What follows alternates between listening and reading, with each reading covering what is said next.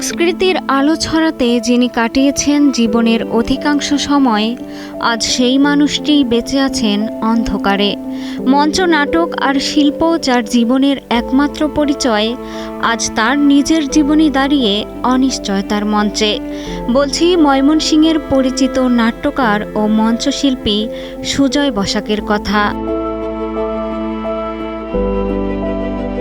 শহর থেকে দূরে মাত্র ১৫০০ টাকার একটি টিনের ঘর, সেখানেই তার বসবাস।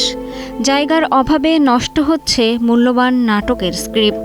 অনেক সময় পকেটে গাড়ি ভাড়া না থাকায় আর বাড়ি ফেরা হয় না সুজয়ের।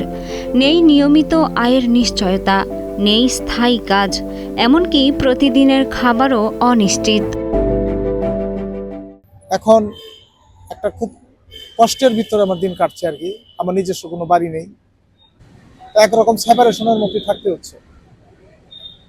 তারপরে তো এখন আগের মতো আমি শারীরিক ভাবেও আমার একটু খুব সমস্যা হয়। চোখে কিছুদিন আগে আমার 2 চোখের ছানির অপারেশন হয়েছে।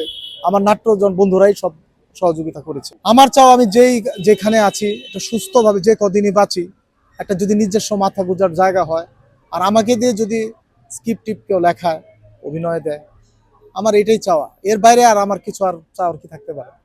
একটা মৌলিক একটা জীবন, অন্ন বস্ত্র বাসস্থান, এটা যদি সুন্দরভাবে পাই আমি বাঁচতে পারি। এছাড়া আর আমার কিছু বলার নেই।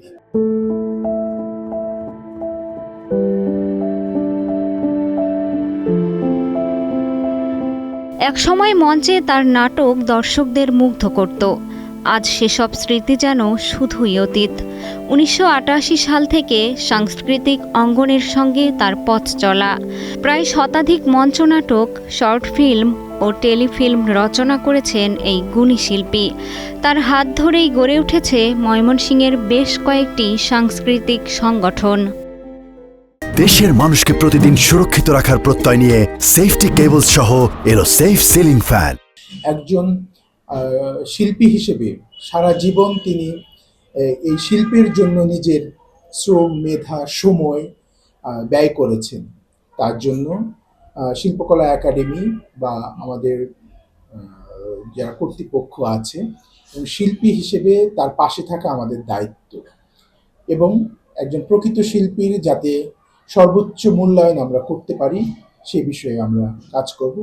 সুজয় বসাকের পাশে আমরা আছি। স্থানীয় সাংস্কৃতিক কর্মীরা বলেন, সুজয় বসাকের অবদান অনস্বীকার্য, কিন্তু দুঃখ একটাই, তার জীবন সংগ্রামে পাশে দাঁড়ানোর মানুষ খুব কম। সুজয় বসাকের দিকে চাইলে আমাদের মাথা অটোমেটিক নত হয়ে যায়। নাটকের মানুষদের পরিণতি, নাটককে যারা ভালোবাসে তাদের অবস্থা কি আসলে সুজয় বসাকের মতন হবে? সুজয় বসাকের মতো আমি আরো অনেককেই দেখেছি, তারা ইতিমধ্যে আমাদেরকে ছেড়ে চলে গেছেন। আমি ব্যক্তিগতভাবে চাই না সুজয় বসাক অনাহারে দিন কাটাক। সে নাটকের মানুষরা আসলে মুখ খুলে কিছু বলতে পারে না। আমি বলছি তার পক্ষ হয়ে, আমিও একজন নাটকের মানুষ।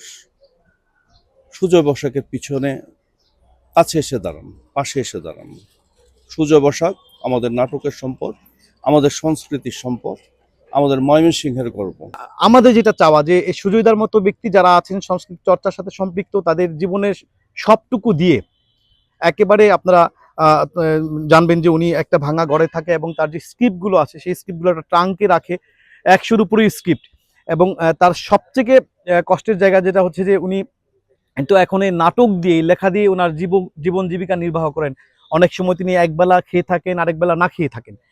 অঙ্গনের অনেকেই তাকে সহযোগিতা করেছেন। আমরা বিশ্বাস করি যে এখন এই যে বর্তমান যেই সিচুয়েশনটা চলছে আমাদের রাষ্ট্রে, যে সরকার আছেন, যে আমরা চাই যে এই সুজয়দার মতো যারা একেবারে নিবেদিত প্রাণ সংস্কৃতির জন্য এই মানুষগুলোকে বাংলা একাডেমির যে নাটকের পদক আছে, তারপর হচ্ছে ২১-এর যে পদক আছে, স্বাধীনতা পদক আছে, এই পদকগুলোতে যারা একেবারে বাংলার সাহিত্য সংস্কৃতির চর্চাকে বেগবান করার জন্য কাজ করে যায়, থিয়েটার নিয়ে কাজ করে, চলচ্চিত্র নিয়ে কাজ করে, তাদের মধ্যেই অন্যতম আমার কাছে মনে হয় যে সুজয়দা। সংস্কৃতির জন্য যিনি দিয়েছেন তার শ্রম আর সৃজনশীলতা, আজ তিনি অপেক্ষায় আছেন সহানুভূতির। একটু সহায়তা পেলে হয়তো আবারও নতুন করে স্বপ্ন দেখতে পারবেন সংস্কৃতির এই নিবেদিত প্রাণ।